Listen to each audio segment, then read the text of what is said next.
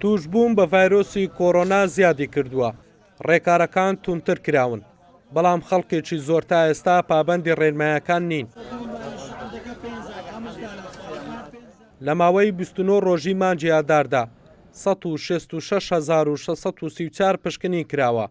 لەم ژمارەیە 9802 کەس تووشی ڤایرۆسی کۆڕۆنا بوونە، 4716 کەسیش چاک بوونەتەوە و 119 کەسیش جانیان لەدەستداوە. یەک دوو ڕۆژ پێش ئێستا نەمدەبەستا باوکمیۆم لێر دانیشتم زۆر تێکەڵای خەڵک بەس ئێستا کە هەست دەکەم کە کۆڕۆنا زیاد بووە و بازاڕیشە قەڵەباڵغا و ئێستا کەڕوات پابندم و ئیشەڵە بەردەوامیش دەم و داوا هەموو خەرج شتەکەم پابند بن کە مامای بەستن لەوەی کەس توش نەبیتن و خۆشەویستانمان لەدەست نەدەین. چەند ڕۆژ پێش ئێستا کەس نەیدەبەستا بەسا و دوسێ ڕۆژەی دیارە زیاد بیتەوە زەرری زۆر بووە، عنی مەترسیەکە زیاتر بووە پێویستە بەستی.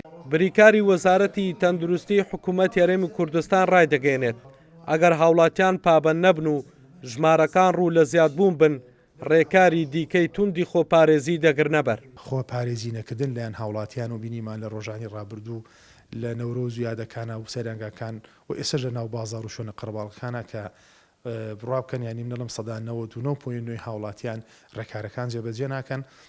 بۆیە لە بەرامبەرە وەکو وەزارەتی تەندروستی و پێشنیارانی کە وەزارەت ئەیدا بۆ لیژنەی باڵای ڕوبەڕی کۆڕۆنا بەدڵنیاییەوە ئەگەر باردۆخەکە و ڕەوشەکە بەم شێوازە بەردەوام بێ و لە هەڵکشان بێت نەک لە داکشان بێ ئێمە ناچارە بین هەنگاو بە هەنگاو ڕێکارەکانمان تونتر بکەینەوە.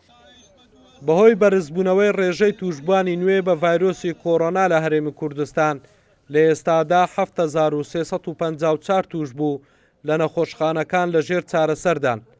وەزارەتی تەندروستیش تاکید دەکاتەوە ئەگەر هاوڵاتیان پابند نەبن دۆخی نەخۆشخانەکان بەرەو خراپی دەچن و ناتوانن وەکو پێویست چارەسەری نەخۆش بکەن.